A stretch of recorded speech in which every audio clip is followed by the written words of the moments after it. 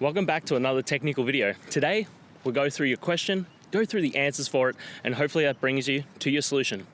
Guys, remember to stay just a little bit crazy to get to that solution just like me. And let's get started.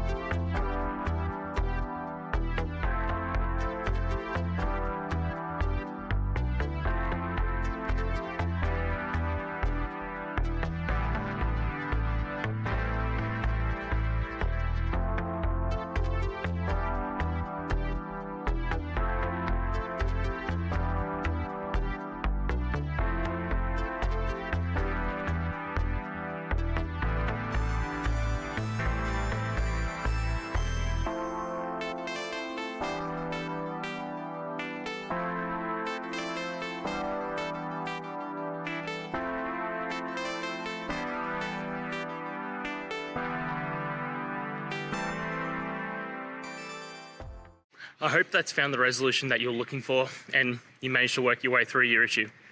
Please, if it did help, hit subscribe. I'd really appreciate it. And until the next technical time you need help, have a good one.